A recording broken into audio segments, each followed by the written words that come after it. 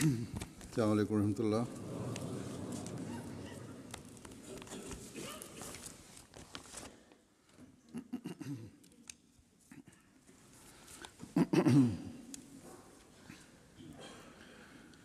أشهد أن لا إله إلا الله وحده لا شريك له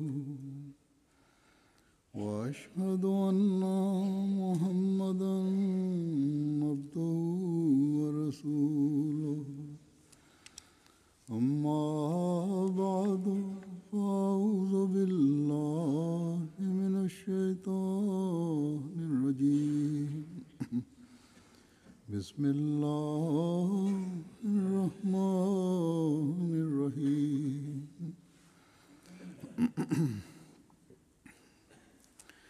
الحمد لله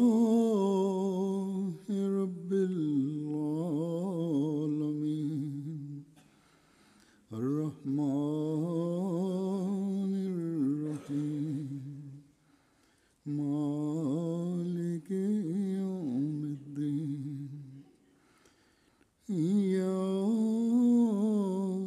نعبد وإياك نستعين اهدنا الصراط المستقيم صراط الذين أنعمت عليهم غير المغضوب عليهم ولا الضالين.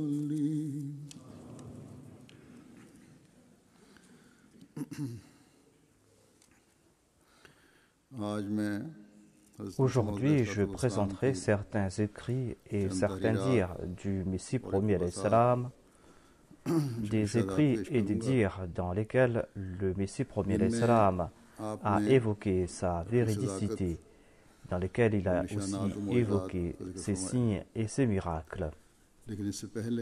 Mais avant d'y venir, je voudrais faire quelques commentaires sur le sermon de la semaine dernière. Dans le précédent sermon, j'ai cité certains écrits du Messie premier alayhi salam, des écrits sur l'importance d'acquérir la connaissance de Dieu.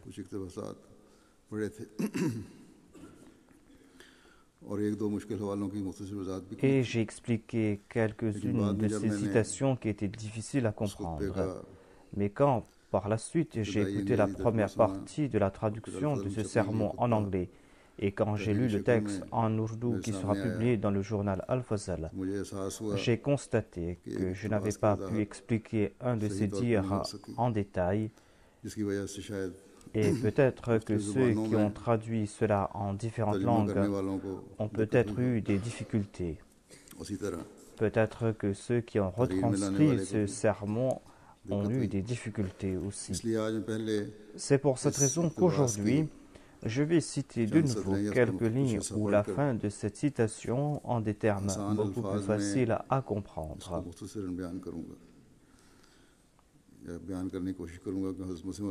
Je tenterai de le faire car les paroles du Messie premier alayhi salam exigent une réflexion profonde si l'on désire les comprendre.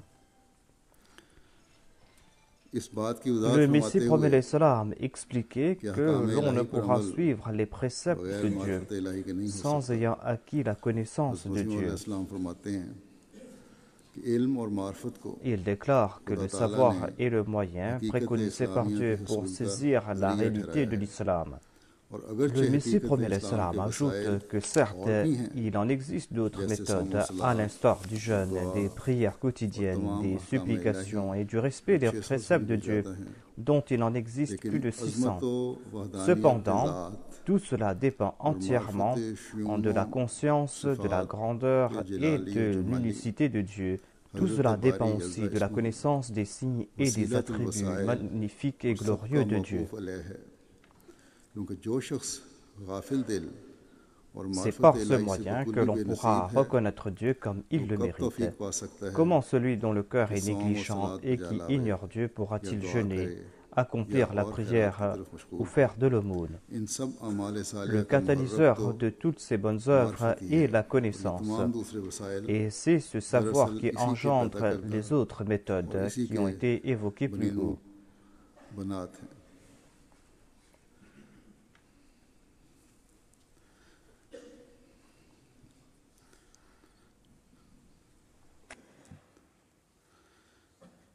Ces dires du Messie promet l'Islam sont très importants. C'est pour cette raison que je me suis dit que je dois l'expliquer pour des gens ordinaires.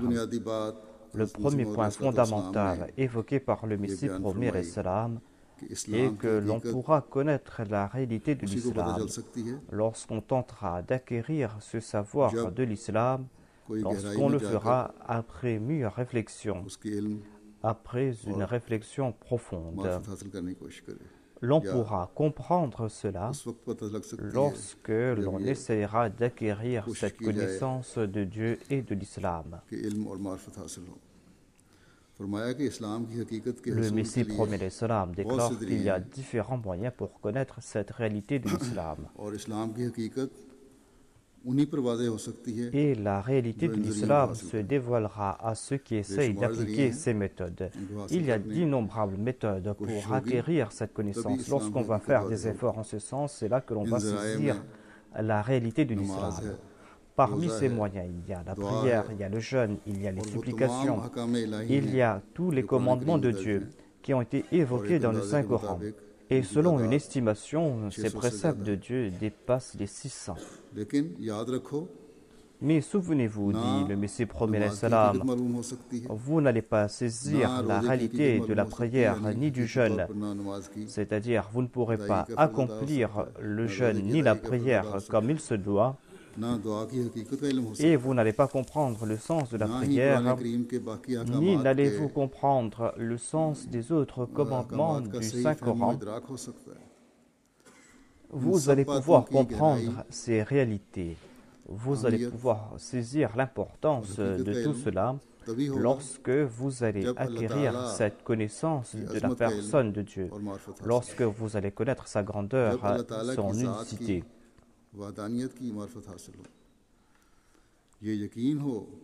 Lorsque vous aurez cette certitude que Dieu existe et qu'il n'y a pas d'autre Dieu hormis lui. Et le Messie promet l'Islam a déclaré que Dieu possède différents attributs. Il y a ses attributs de gloire, il y a ses attributs de beauté.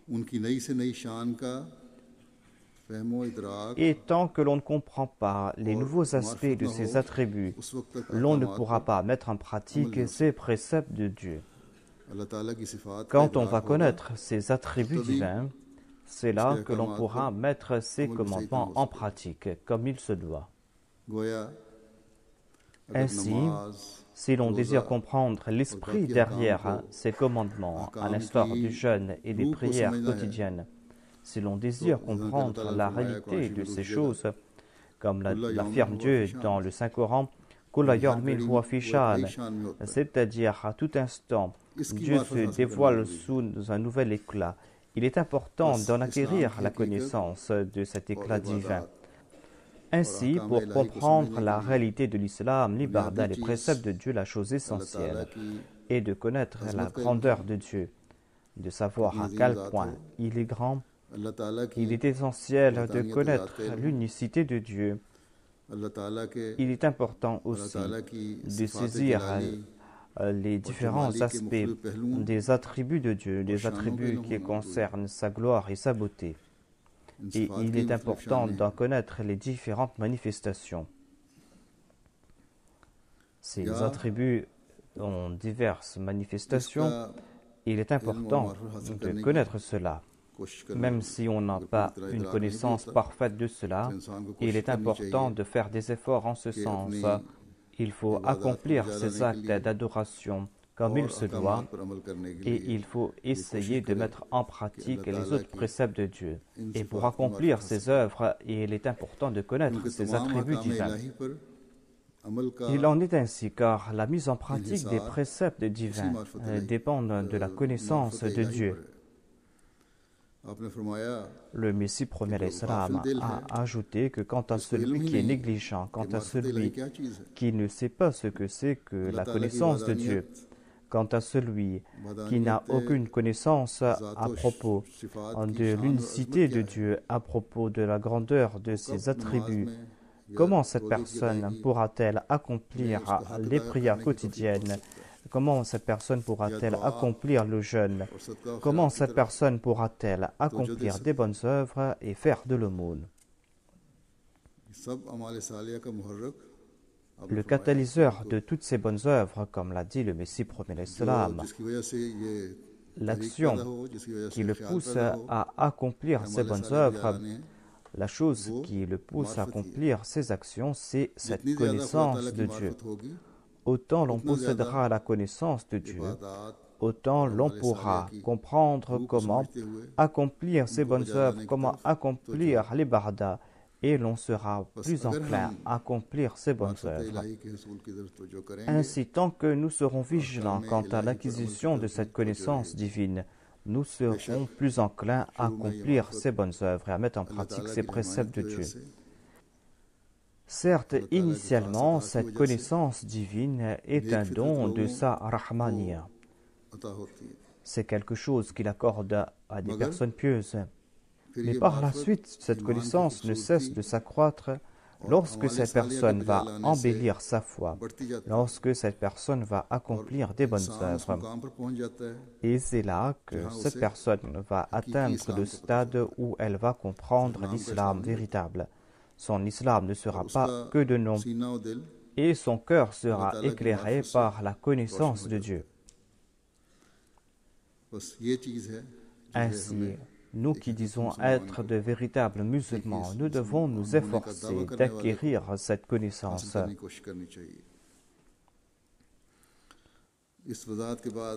Après ces explications, je vais me tourner vers le sujet que j'ai évoqué au tout début de ce sermon, à savoir le soutien de Dieu en faveur du Messie premier salam et les signes qui sont apparus en sa faveur.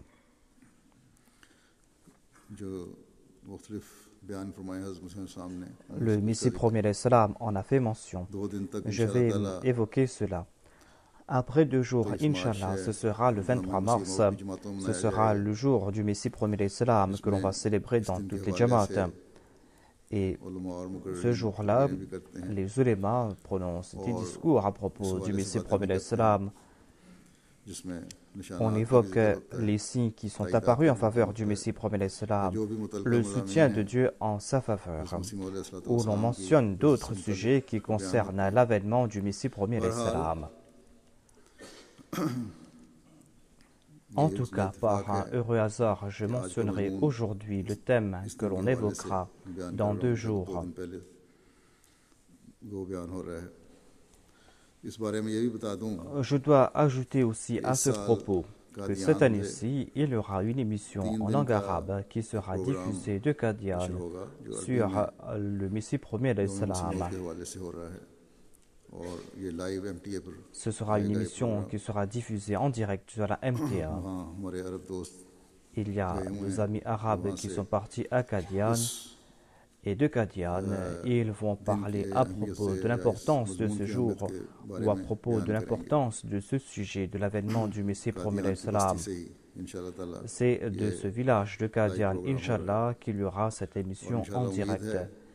Et Inch'Allah, j'ai l'espoir que dimanche, moi aussi, je vais prendre la parole et je vais présenter mon message. Les membres de la Jamaat doivent donc regarder cette émission. Je vais présenter maintenant quelques dires du Messie premier salam à propos de son avènement, à propos de sa véridicité. Le Messie premier salam a présenté les signes de l'éclipse de la lune et du soleil. Et il déclare à ce sujet que dans le Sahih al-Qutni, il y a ce hadith qui a été cité par Imam Mohammed Bakir qui a déclaré que Inna li mahdiyana ayatayn lam takuna mundu khalqi samawati wal ard yankasifu al-qamaru li awwali laylatin min ramadan wa tankasifu ash-shamsu fi nisfi minhu. Il est dit pour notre Mahdi, il y a deux signes qui ne se sont jamais produits depuis la création des cieux et de la terre. À savoir, lorsque le Mahdi va apparaître, la lune sera éclipsée pendant la première nuit du Ramadan, c'est-à-dire lors de la 13e nuit, et le soleil sera éclipsé pendant le jour du milieu du Ramadan, c'est-à-dire au cours de ce même mois du Ramadan, le 28 de ce mois. Et ces signes ne se sont jamais produits depuis la création des cieux et de la terre. Dieu n'a pas montré ceci en faveur de personne, sauf en faveur du Mahdi. Tous les journaux en langue anglaise et en langue ourdou et les experts sont témoins à ce sujet, qu'à mon époque, il y a de cela plus de 12 ans de cela, il y a eu ces éclipses du soleil et de la lune au cours du mois du Ramadan. Et il est dit dans un autre hadith qu'il y aura ces éclipses à 2 reprises au cours du Ramadan. Ainsi, une première fois, on a vu ces éclipses en Inde et une deuxième fois en Amérique. Et ces éclipses se sont manifestées à ces dates qui ont été évoquées dans ce hadith. Et sachez qu'hormis moi, personne d'autre ne s'était dit Mahdi lors de l'apparition de ces éclipses. Et hormis moi, personne d'autre n'a publié des centaines d'annonces en ourdou, en persan et en arabe pour dire que ces signes sont apparus en sa faveur. Ainsi, ces signes étaient en ma faveur. Un autre argument à ce sujet est que 12 ans auparavant, avant l'apparition de ce signe, Dieu m'avait informé à ce sujet. Il m'a dit qu'il y aura un tel signe. Et cette prophétie a été consignée dans l'ouvrage Brahim Ahmadiyya. Avant l'apparition de ce signe, des centaines de milliers de personnes en avaient eu connaissance. D'autres personnes présentent des contre-arguments à propos de ces éclipses. Un autre fait important à propos de ces signes est que le Messie prophète l'Islam avait prophétisé son apparition. En expliquant cela davantage, le Messie prophète l'Islam déclare que ce hadith présente un fait de l'invisible, quelque chose qui est apparu après 1300 ans. Dans cette prophétie, il est dit que lorsque viendra le Mahdi promis, au cours de sa vie, pendant un Ramadan, il y aura l'éclipse de la lune lors de la 13e nuit et il y aura l'éclipse du soleil le 28e jour de ce même Ramadan. Et ceci ne va pas se manifester en faveur d'aucun autre prétendant hormis le Mahdi promis. Il est évident que sauf un prophète ne pourra annoncer pareil signe. Allah a déclaré dans le Saint-Coran « La yuthiru ala ghaybihi ahadan illa man irtada min ar-rusul » c'est-à-dire Dieu informe des choses de l'invisible à personne d'autre hormis ses prophètes choisis. Lorsque cette prophétie s'est réalisée à la lettre dans les sens, eh bien ce sera de faux fuyant que de dire que ce hadith n'est pas authentique ou que ce sont les paroles de l'imam Mohammed Baqir. En fait, ces personnes ne désirent pas qu'une prophétie du saint prophète ou une prophétie du Saint-Coran s'accomplisse. Ce signe de la véracité du Messie prophète l'Islam est un signe de l'accomplissement de cette prophétie faite par le saint prophète Mohammed sallallahu alayhi wa sallam. Le Messie prophète l'Islam dit que le monde est arrivé à sa fin, mais selon mes adversaires, aucune prophétie concernant les derniers temps s'est accomplie. Quel sera un hadith plus authentique que celui-ci, alors que ce hadith n'a pas été critiqué par les muhaddiths? Ce hadith en soi prouve qu'il est des plus authentiques. Soit on peut ne pas accepter les signes de Dieu, sinon sachez que c'est un signe magnifique et des milliers de chercheurs et de muhaddithins étaient pleins d'espoir pour la manifestation de ce signe. Ils montaient en chair et pleuraient pour la manifestation de ce signe. Et le dernier parmi ceux-là était le Maulvi Al-Kouki. Il a écrit des vers à ce sujet dans son ouvrage Ahwalul Akhirat. Il a évoqué l'avènement du Mahdi. Ce sont des vers en langue punjabi. Il a dit qu'il y a un hadith à propos de l'éclipse du soleil et de la lune au cours du XIIIe siècle, au cours du mois du Ramadan. Il y a un autre saint personnage qui a écrit en langue persane à ce sujet. Il a déclaré que lorsque l'éclipse du soleil et de la lune auront lieu au cours du mois du Ramadan, ce sera le moment de l'avènement du Mehdi promis et du Dajjal.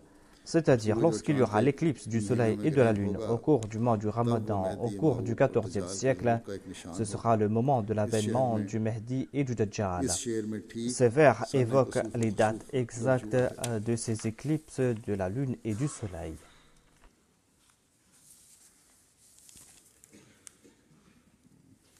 ये शेर है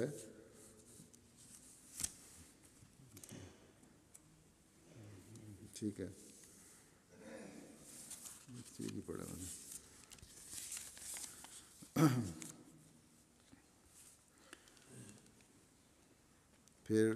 Avant que le Messie promet l'Islam ne s'était proclamé Messie et Mahdi, Dieu lui avait accordé son soutien.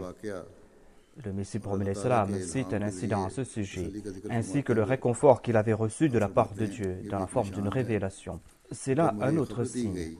Il déclare à ce sujet: quand j'ai été informé par Dieu que mon père allait mourir après le coucher du soleil, et étant humain, cette nouvelle m'a attristé. Et étant donné que ma subsistance était liée à sa personne, et puisque mon père recevait une pension de l'État britannique, et puisqu'il recevait une allocation importante qui était liée à sa personne, je me suis dit quelle sera ma situation après sa mort. Et je me suis dit que peut-être que je vais faire face à des difficultés, à l'adversité. Toute cette pensée a traversé mon esprit comme un éclair. Et c'est là que je me suis assoupi et j'ai reçu cette révélation. Allah ne suffit-il pas son serviteur? Cette révélation divine a renforcé mon cœur. C'était comme si on avait appliqué une pommade sur une plaie douloureuse. Et j'en ai fait l'expérience dans la réalité. La révélation divine a cette qualité de rassurer le cœur. Et la racine de cette qualité est cette certitude dans la révélation divine. Malheureusement, il y a de ces gens qui disent qu'ils reçoivent des révélations, mais qui disent aussi que nous ne savons pas si ces révélations sont de la part de Satan ou de la part de Dieu.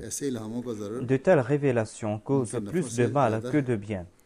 Mais moi, je jure par Dieu que je crois dans ces révélations, tout comme je crois dans les révélations consignées dans le Saint-Coran et dans les autres écritures de Dieu. Je suis sûr et certain que le Saint-Coran est la parole de Dieu. De même, je suis sûr et certain que cette parole qui m'est révélée est la parole de Dieu, car cette parole est accompagnée de la lumière et de l'éclat divin. Et je vois autant d'exemples de la puissance divine par ces révélations. Ainsi, quand j'ai reçu cette révélation, j'ai su que Dieu n'allait pas m'abandonner. Et j'ai écrit cette révélation, je l'ai confiée à un hindou du nom de Lawa Mamal et qui habite à Qadian. Et je lui ai raconté toute l'histoire et je l'ai envoyé à Amritsar pour aller voir Hakim Maulvi Mohammad Sharif Kalanouri, et afin que celui-ci fasse inscrire cette révélation dans une pierre précieuse et d'en faire une chevalière. J'ai choisi cet hindou pour cette tâche afin qu'il en soit témoin de cette grande prophétie et afin que le Maulvi Mohammad Sharif soit lui aussi un témoin de cela. Ainsi, Maulvi Saheb a préparé cette chevalière qui a coûté 5 roupies. Et j'ai reçu cette chevalière et cette chevalière est toujours avec moi. J'ai reçu cette révélation alors que toute ma subsistance dépendait de mon père qui recevait un petit revenu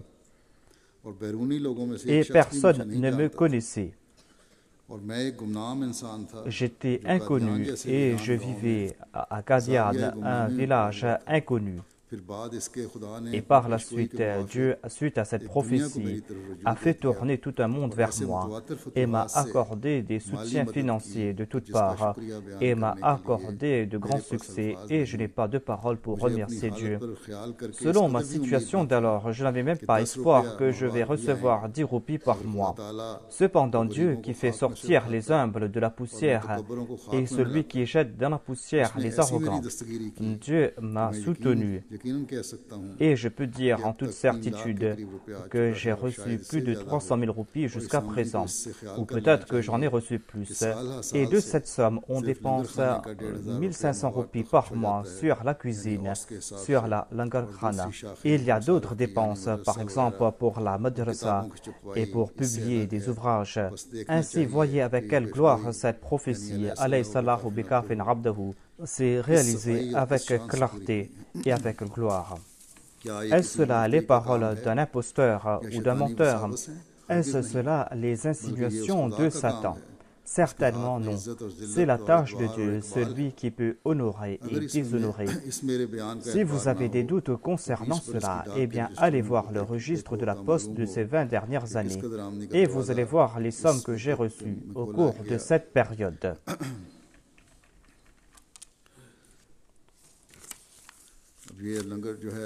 Aujourd'hui, il y a la cuisine du Messie promis salam dans le monde entier. La cuisine du Messie promis ici au Royaume-Uni tourne en permanence en raison de la présence du califat.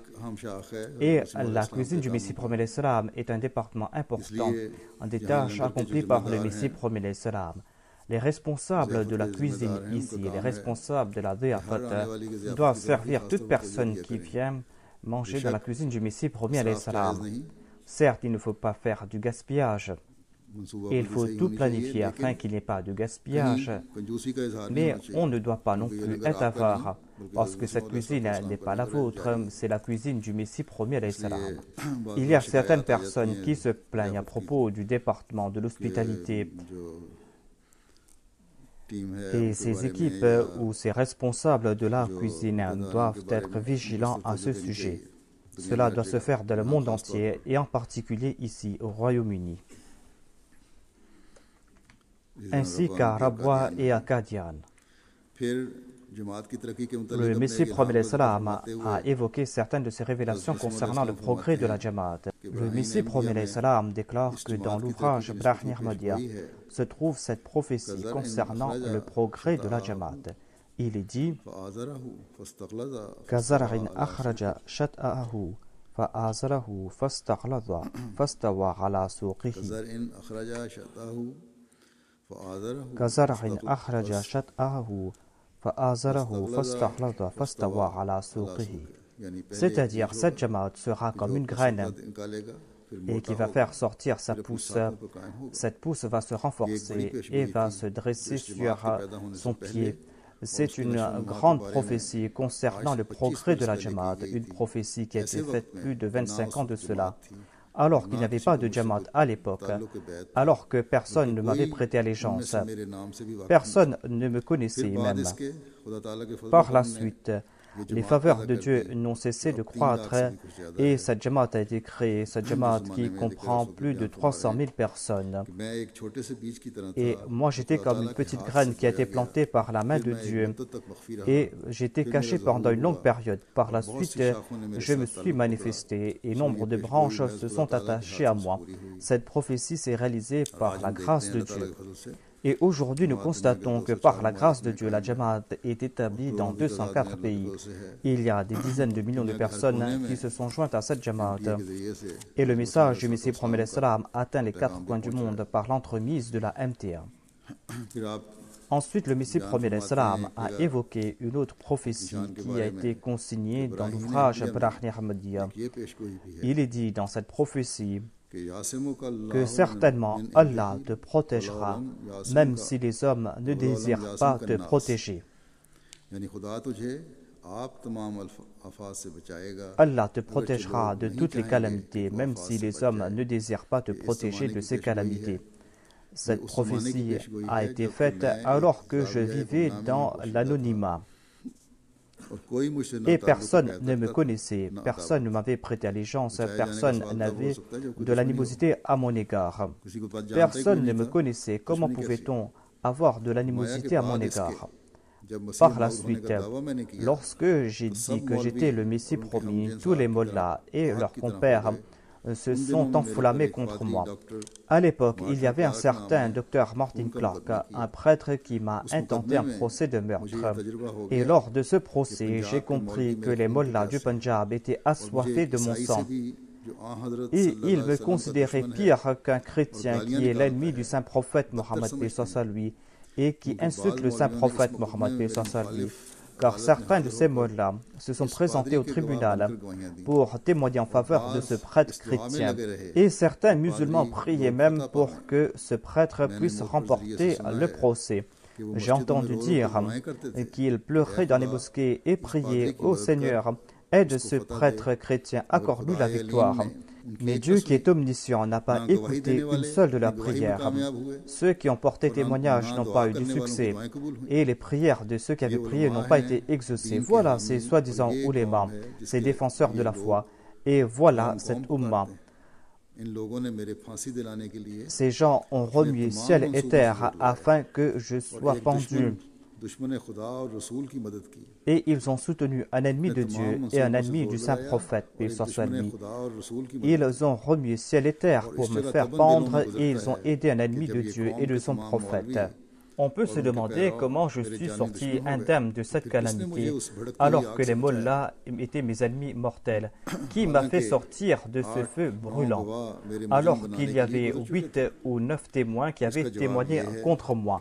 La réponse à tout cela, c'est que j'étais protégé par Dieu, lui qui m'avait promis 25 ans de cela, que ta nation ne va pas te protéger. Ils vont tout faire pour te détruire, mais moi je vais te protéger. Cette prophétie a été consignée dans l'ouvrage Brahn Ahmadiyya 25 ans de cela. Cette révélation se lit ainsi,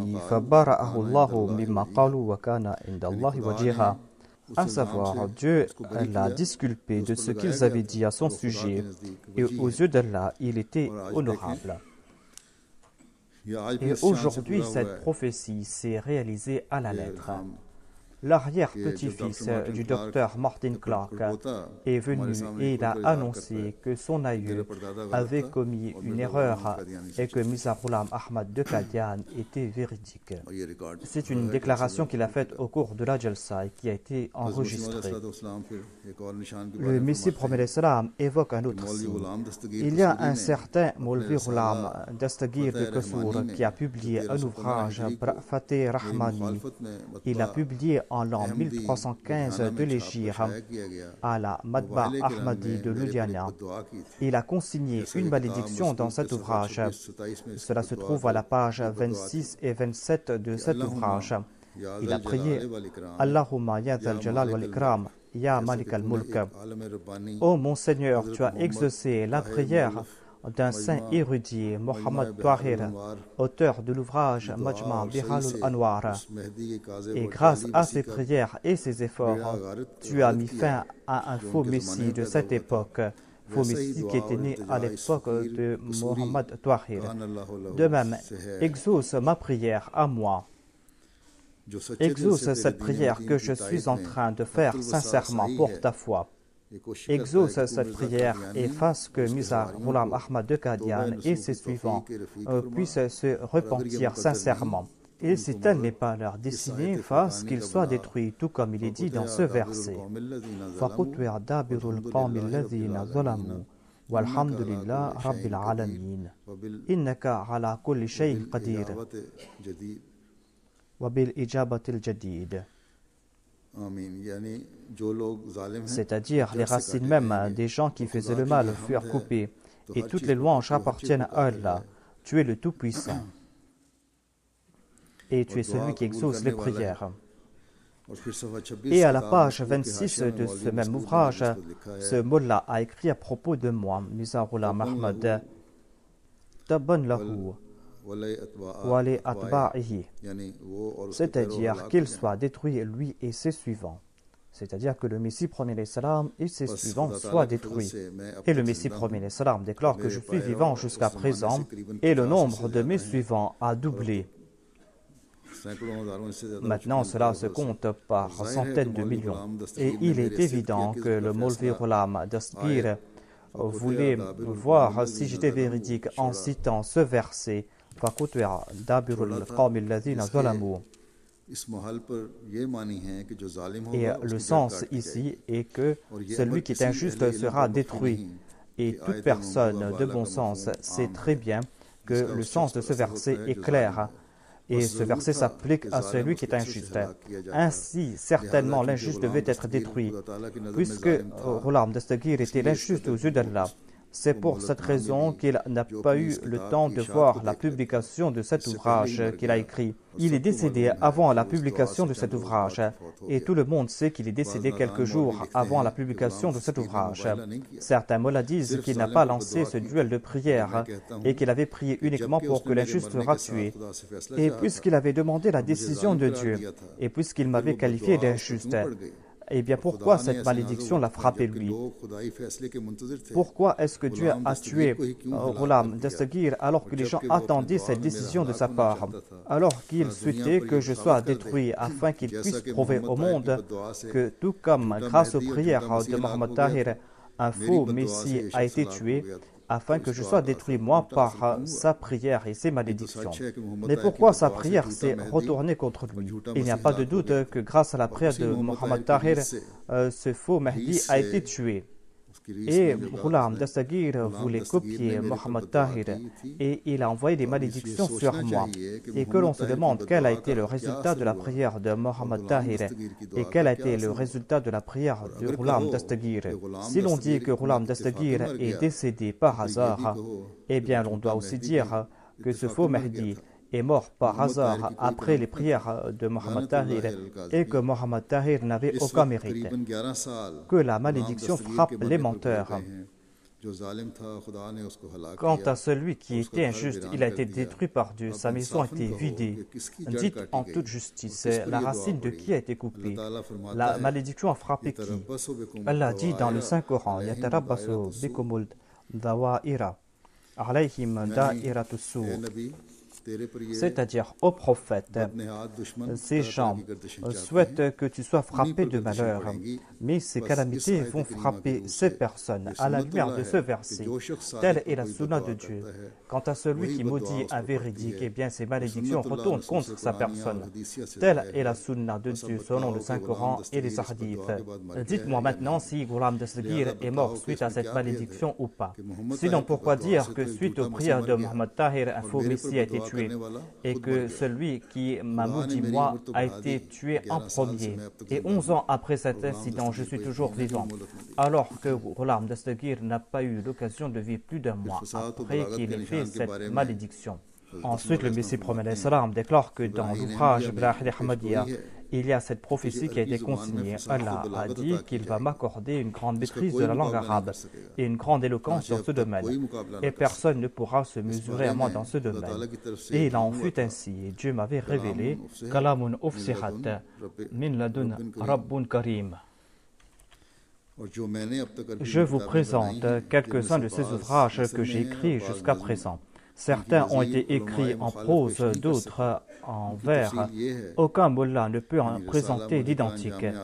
Parmi ces ouvrages, il y a les pages 73 à 282 de l'ouvrage Anjam et Atam. Il y a quelques pages d'Ainaka Malad Islam, Karamatul Sadiqin, Hamamatul Bushra, Siratul Abdal, Nurul Haq, les deux parties. Il y a Tuhfa Baghdad, Ijazul Masih, Itmamul Hujja, Hujjatullah, Sirul Khilafa, Mawahibur Rahman, Ijaz Ahmadi, Khutba Ilhamia, Al-Huda, quelques parties de Tadhkiratul Shahadatain. Et parmi les ouvrages écrits en arabe qui n'ont pas été imprimés jusqu'à présent sont Taribul Mu'minin, Lujjatun Nur et Najmul Huda. Le Messie premier Islam a fait cette prophétie et Allah lui a informé à ce sujet. Il a écrit ces ouvrages. Les Arabes font l'éloge de l'éloquence du Messie premier Islam et j'en ai fait mention auparavant dans certains de mes sermons.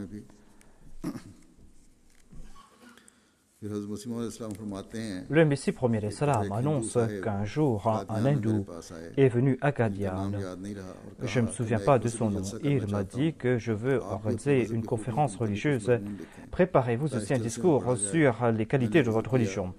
J'ai présenté des excuses, mais il a insisté. Il m'a dit, écrivez quelque chose.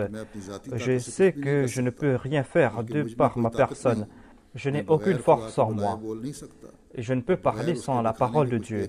Et s'il ne me fait pas voir, je ne peux rien voir. C'est pour cette raison que j'ai supplié Dieu. Je lui ai dit de me révéler un tel discours qui sera meilleur que tous les discours qui seront présentés. Et par la suite, j'ai ressenti qu'il y avait une force en moi. Et j'ai ressenti cette force spirituelle en moi. Et mes amis qui étaient à côté de moi savaient que je n'avais préparé aucune note pour ce discours. Tout ce que j'ai écrit, je l'écris en continu. Et je n'ai cessé d'écrire. Et celui qui me copiait ne pouvait pas me suivre. Ainsi, quand j'ai terminé ce discours, j'ai reçu cette révélation de la part de Dieu que ce discours sera meilleur que les autres. En bref, lorsqu'on a présenté ce discours, eh bien, les auditeurs étaient en extase et tout le monde faisait des éloges de ce discours. Il y a même un hindou qui était le président de la session qui a déclaré que ce discours était meilleur que tous les autres discours. Et des articles ont été publié à ce propos dans la Civil and Military Gazette. Et tous ont témoigné que ce discours était meilleur que tous les autres discours. Il y a une vingtaine de journaux en langue ourdou qui ont donné ce même témoignage. Et hormis certaines personnes qui m'étaient hostiles, eh bien, tous disaient la même chose, que c'était le meilleur discours. Et jusqu'aujourd'hui, il y a des centaines de personnes qui témoignent la même chose. Ainsi, le témoignage de toutes ces personnes, le témoignage de ces journaux en langue anglaise ont prouvé que ce discours était meilleur. Et cette joute, ce duel était comme la joute entre Moïse et les magiciens. Car il y avait des gens qui appartenaient à différentes foi, qui ont présenté leur discours. Il y avait des chrétiens, il y avait des gens de Sanatan Dharma, il y avait des hindous de l'Arya Samaj, il y avait certains de la Brahma Samaj, il y avait certains sikhs, il y avait certains de nos adversaires parmi les musulmans. Ils ont tous présenté leur subterfuge. Mais lorsque Dieu m'a présenté le bâton de l'islam dans la forme de ce discours, et lorsque j'ai présenté ce discours, eh bien, leur supercherie a été dévoilée. Et jusqu'à présent, les gens ont fait les éloges de ce discours que j'ai présenté. Alhamdulillah ala dhalik. Aujourd'hui, même des non-musulmans, tous ceux qui lisent cela disent la même chose. C'est pour cette raison que je dis tout le temps que l'on doit offrir cet ouvrage aux autres. Il y a un nombre de non-musulmans qui disent qu'ils ont découvert l'islam grâce à cet ouvrage. Nombre de personnes qui se sont converties. Lorsque je leur demande qu'est-ce qui les a impressionnés, nombre de personnes répondent que c'est l'ouvrage La philosophie des enseignements de l'islam. C'est cet ouvrage qui nous a influencés. C'est cet islam qui nous a intéressés à l'islam. C'est cela qui nous a fait nous intéresser à la Jamaat. Le Messie premier l'Islam déclare qu'il y avait cette prophétie que je ne vais pas t'abandonner tant que je ne distingue pas les impurs des purs. Eh bien, cette prophétie s'est réalisée. Ainsi, en dépit de cette hostilité, de ces prières hostiles, de ces malédictions, Dieu ne m'a pas abandonné, il m'a soutenu. Il a arrêté toute pierre qui a été lancée dans ma direction. Il a arrêté toute flèche qui a été envoyée dans ma direction. J'étais seul et sans soutien. Il m'a accordé sa protection. J'étais seul. Il m'a pris dans son giron. Je ne possédais rien et il m'a honoré. Et des centaines de milliers de personnes se sont tournées vers moi. Et dans ces révélations, il m'a dit que lorsque je vais accorder mon soutien, lorsque les gens vont se tourner vers toi, je vais t'aider financièrement. Et il sera dit aux détracteurs, ces paroles ne se sont-elles pas réalisées, ces paroles à propos desquelles vous étiez très pressés. Aujourd'hui, ces paroles se sont réalisées. Ce n'est pas la peine de dire davantage à ce propos. Et des centaines de milliers de personnes se sont tournées vers moi. Dieu m'a accordé ce soutien financier que personne ne pouvait imaginer. Ô mes détracteurs, qu'Allah vous ouvre les yeux, qu'il ait pitié de vous. Est-ce cela le subterfuge d'un être humain? Tout cela a été inscrit dans l'ouvrage Brahni Ahmadiyya. Si j'en faisais mention à l'époque, les gens se seraient moqués de moi. Et je n'avais aucune importance à l'époque. Je n'étais pas plus important qu'une graine de moutarde. Pouvez-vous me condamner pour cela? Qui peut prouver qu'à l'époque, il y avait ces milliers de personnes qui s'étaient tournées vers moi? Quand je faisais publier l'ouvrage Brahni Ahmadiyya, j'étais inconnu. Je partais tout seul à Amritsar, dans l'imprimerie d'un chrétien qui s'appelait Rajab Ali. Je partais tout seul à Amritsar pour corriger les épreuves. Et je retournais tout seul d'Amritsar. Et personne ne me connaissait, personne ne me demandait qui j'étais. Personne ne me connaissait. Et je n'avais aucune importance aux yeux de quiconque. Et les Arya de Qadian savaient cela, parmi lesquels il y a un certain Sharam Patlal. Il m'accompagnait jusqu'à Amritsar lorsque je partais à l'imprimerie de Rajab Ali. C'est là-bas que mon livre Brahni Ahmadiyya a été imprimé.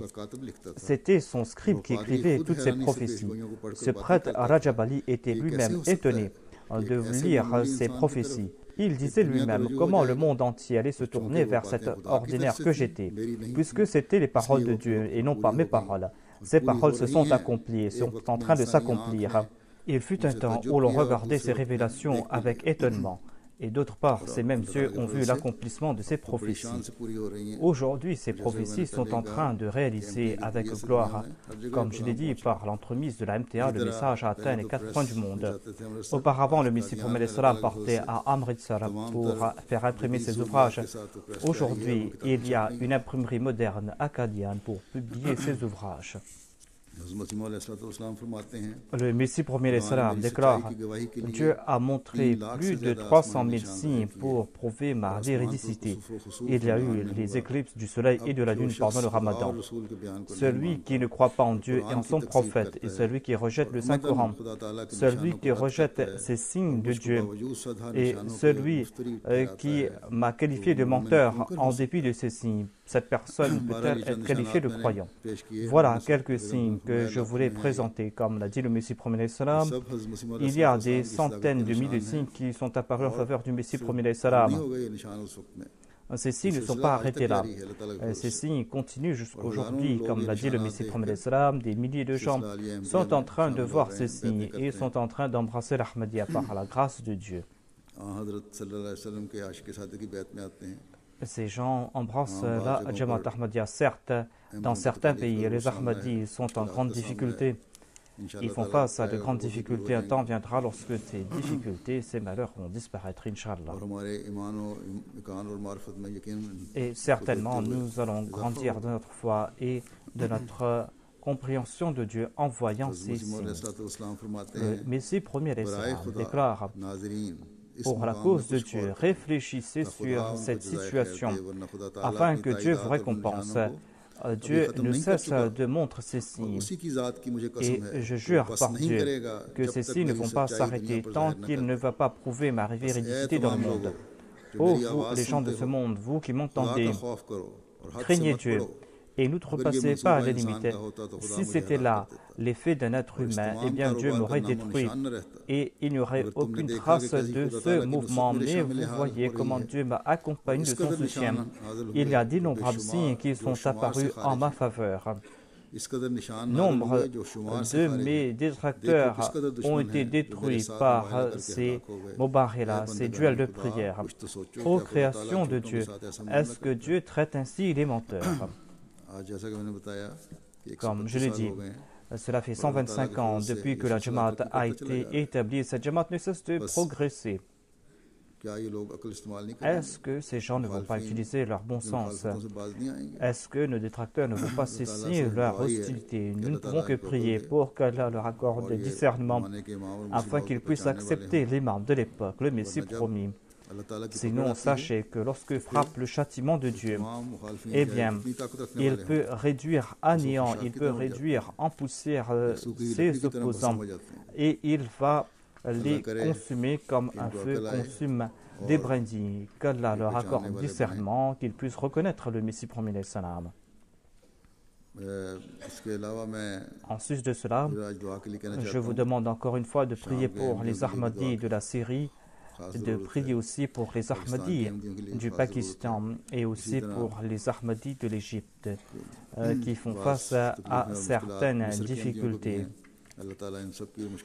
Qu'Allah enlève ces difficultés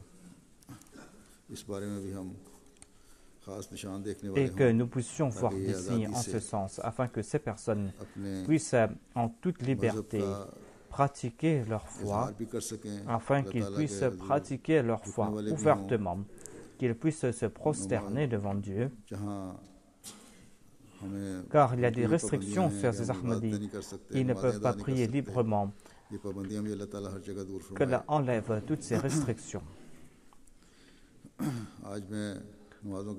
Après les prières de Juma et d'Asr, je vais diriger la prière funéraire en absence de Mokarama Muhtarama Latifa Ilyas Sahiba de Baltimore, des États-Unis. Elle est décédée le 9 mars dernier à l'âge de 76 ans. Inna lillahi wa inna ilayhi raji'un. Elle était une Ahmadi d'origine afro-américaine. Elle avait embrassé l'Ahmadi il y a plus de 50 ans de cela. Elle avait 76 ans. C'était une dame très simple, une dame muttaqi, une dame très pieuse qui avait un grand amour pour le califat. Sa vie était attachée à la mosquée et elle a laissé derrière lui un fils, Ilyas Jamal, qui est un Ahmadi très sincère. La Sadr Jamaat écrit qu'en dépit de ses ressources très limitées, la sœur Latifa apportait tout ce dont elle avait besoin pour nettoyer la mosquée. Elle passait son temps à nettoyer la mosquée et elle venait à la mosquée pour nettoyer la mosquée quand il n'y avait personne là-bas, afin qu'il n'y ait aucune ostentation dans ses œuvres. Elle passait son temps à glorifier Dieu.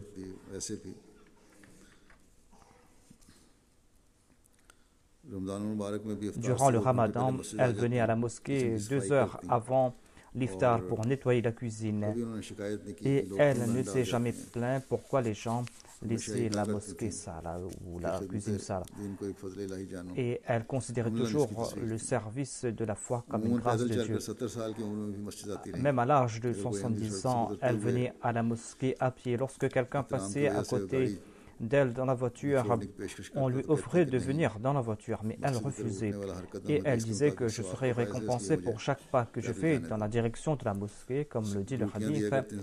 Elle travaillait bénévolement pour assurer la sécurité au sein de la Jamaat. Et elle a été secrétaire mâle et secrétaire au sein de la Jamaat pendant très longtemps. Elle ne s'était jamais brouillée avec aucun membre de la Jamaat. Elle était d'une grande gentillesse à l'égard des enfants et elle écoutait très régulièrement les sermons du vendredi à la MTA et encourageait les autres à en faire de même. Certainement, elle venait pour la prière de Juma. Son fils n'avait pas pu assister à la prière de Juma pour quelques semaines en raison de son travail. Et la défunte lui a encouragé à venir pour la mosquée et l'a averti à ce propos. Et elle disait à son fils qu'elle devait écouter le sermon du vendredi sur la MTA et d'écouter ce sermon même quand il conduisait. C'est ainsi qu'elle a fait l'éducation de son fils. Une personne a écrit que la défunte était un signe de la véracité du Messie promet salam. C'était une dame qui était fidèle envers le califat, qu'Allah lui accorde son pardon. Je dois aussi attirer l'attention de ceux qui ne suivent pas le sermon sur la MTA, qui n'accordent pas d'importance à ce sermon. Si nous tous nous commençons à regarder la MTA, si nous sommes attentifs à ce propos, eh bien par la grâce de Dieu, on pourra rehausser le niveau de la tarbiyah de la Jamaat. Qu'Allah nous en accorde tous l'opportunité et qu'il exalte le statut de la défunte et qu'il fasse que son fils puisse accomplir les bonnes œuvres qu'elle avait accomplies.